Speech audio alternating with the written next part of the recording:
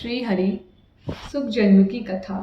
यम प्रव्रजंत मनुपेत माँ पेत कित्ययम द्वपयनो विरहा कातर आजुहाव पुत्रेति तन्मया तया तरबो भिनेदुस तम सर्वभूतहृदयम मुनि मानतोष्मि।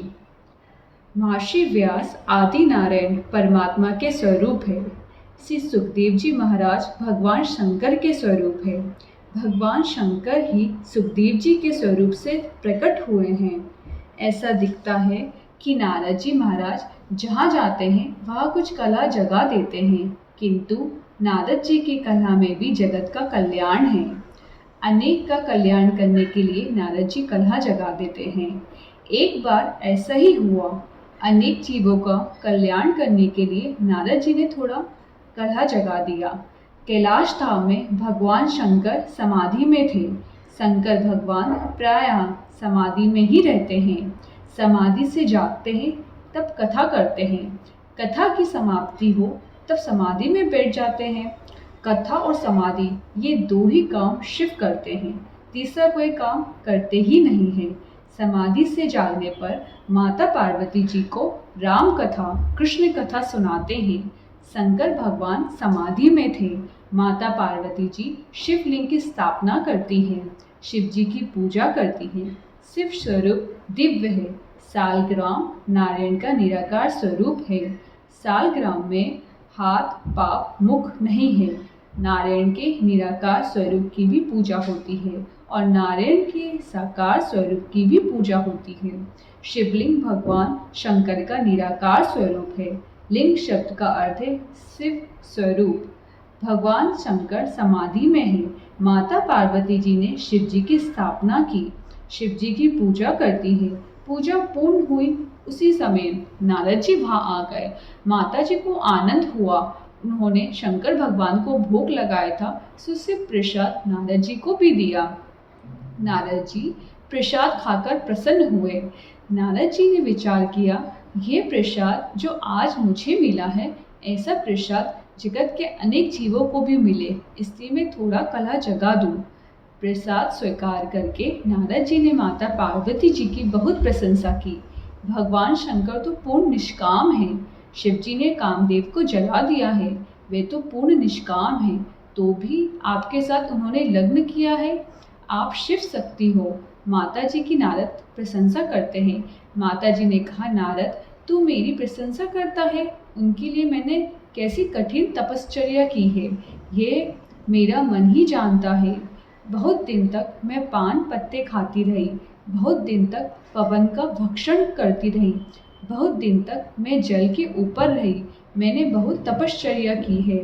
नारद जी ने हाथ जोड़कर कहा, माता जी आपकी तपश्चर्या तो बहुत है, ऐसी कोई नहीं कर सकता। आपने इतनी तपश्चर्या की, ठीक है, किंतु मुझे कहना तो नहीं चाहिए, ये पुरुष स्वभाव ही ऐसा निष्ठुर होता है। स्त्री सर्व रीति से भोग देती है तो भी पुरुष थोड़ा कपट तो करता ही है। मुझे कहना तो नहीं चाहिए, पर क्षमा करें। शंकर भगवान आपसे भी थोड़ी बातें छिपाते हैं, ऐसा नहीं करना चाहिए। आपने सर्वस्व अर्पण किया है। नहीं, ऐसी कोई बात नहीं जो मुझसे छिपाई है। माता जी मुझे बोलना ठीक नहीं है। मैं इतना ही कहता हूँ कि उनके गले में जो मूर्ण माला है वह किसके मस्तक की है, ये आप जानती नहीं हो। कदाचित आप पूछो तो भी वे बताने वाले नहीं है। जय श्रीमन नारायण, अब मैं जाता हूँ। माता जी को इतना कहा और नारद जी चले गए। माता जी ने विचार किया कि आज समाधि से जागने के बाद सर्वप्रथम मैं यही प्रश्न पूछूंगी, किसके मस्तक की माला आप गले में रखते हो?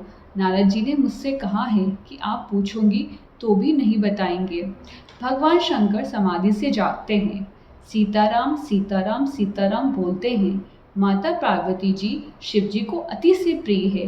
इसका एक कारण है, वेदों में ऐसा वर्णन है कि पार्वती माता ब्रह्मा विद्या है, शिव ब्रह्मा रूप है। ब्रह्मा ब्रह्म विद्या के अधीन रहता है। भगवान शंकर को समाधि में जो आनंद मिलता है, जागने के बाद माता पार्वती शिव जी को वही आनंद देती है। माता पार्वती जी ऐसा प्रश्न पूछती हैं कि शंकर भगवान को कथा कहनी पड़ती है। कथा में जगत की विस्मृति हो जाती है, समाधि में भी जगत की विस्मृति होती है। जो आनंद शिव जी को समाधि में मिलता है, जागने पर वही आनंद माता पार्वती जी उनको देती है। भगवान शंकर को इसलिए माता पार्वती अति से प्रिय लगती है। पार्वती माता ने कहा, महाराज आज आपसे कुछ पूछना है। शिवजी ने विचार किया कि मेरे राम की कुछ कथा पूछेगी या मेरे श्री कृष्ण की लीला का कोई प्रश्न करेगी। पार्वती माता ने पूछा, आपके गले में जो मूंड माला है वह किसके मस्तक की है, ये मुझे बताओ। शिवजी ने कहा, यह क्या पूछती हो, कुछ और पूछो। मैं राम कथा कहूँ या कृष्ण कथा कहूँ? माताजी ने विचार किया कि नारद कहते थे वह बात झूठी नहीं है, इन्हें कहने की इच्छा नहीं है। कहते हैं कि राम कथा कहूँ या कृष्ण कथा कहूँ? वे बोली, मुझे आज राम जी की कथा सुननी नहीं है, कृष्ण कथा भी सुननी नहीं है। आपके गले में जो मूंड माला है वह किसके मस्तक की है, यही बताओ, दूसरा कुछ सुनना नहीं है। शंकर भगवान को आश्चर्य हुआ, आज तक कभी ऐसा प्रश्न पूछा नहीं, आज इसको कोई गुरु मिला है ऐसा लगता है। शिव जी ने स्मित हास्य किया और कहा, देवी ये सब बातें कहूँगा तो तुम्हें दुख होगा। माता जी ने कहा, भले ही दुख हो, किंतु मुझे यही जानना है, आप किसके मस्तक की माला गले में रखते हो? शंकर भगवान पार्वती जी के हट को देखते हुए कथा कहना प्रारंभ करते हैं। भगवान शंकर कहते हैं, हे पार्वती, कथा में समाधि लगती है, समाधि का आनंद आता है। जिसका मन बिगड़ा हुआ है, जिसका मन मलिन है, उसको कथा में आलस आता है। कथा में मन चंचल होता है, जिसका मन शुद्ध है, उसको कथा में परमात्मा का प्रत्यक्ष दर्शन होता है। ये कथा ऐसी है कि कदाचित तुमको समाधि लग जाए तो मैं आंख बंद करके कथा कहता हूँ। तुम ऐसा करना कि 2-4 मिनट होने पर कथा के बीच में हूँ ऐसा बोलना।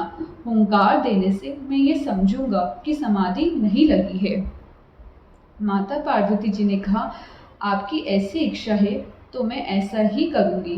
2-3 मिनट के बाद मैं हूँ बोलती रहूँगी। शिवजी महाराज आंखें बंद करके कथा कहते हैं। श्री कृष्ण बांसुरी से सभी जीवों को बुलाते हैं, गोपियों को भी बुलाते हैं। ये जीव मेरा अंश है, मेरा अंश मेरे से अलग हुआ है। आज भी भगवान बांसुरी बजाते हैं, बांसुरी बजा करके जीव को बुलाते हैं, मेरे पास आओ, मेरे पास आओ, मैं आनंद दूंगा। आनंद संसार में नहीं है, आनंद किसी स्त्री के पास नहीं है, आनंद किसी पुरुष के पास नहीं है, आनंद तो भगवान जीव को देते हैं। मेरा जीव मुझसे अलग हुआ है, वह मेरे पास आए। आज भी बांसुरी बजाते हैं। भगवान ने ऐसी मधुर बांसुरी बजाई, गोपियाँ दौड़ती हुई जाती है।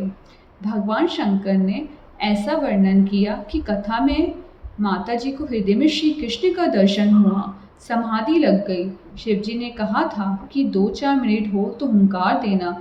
समाधि लगने के बाद कौन हुंकार दे? रासलीला का वर्णन शंकर भगवान करते हैं। ये स्त्री पुरुष के मिलन की कथा नहीं है, शुद्ध ईश्वर जीव के मिलन का वर्णन है। शिवजी महाराज ने ऐसी मधुर कथा कही कि पार्वती जी को समाधि लग गई, हृदय में परमात्मा का दर्शन हुआ है, आनंद में परमात्मा के साथ एक हो गई है। अब हुंकार कौन भरे? भगवान की लीला है।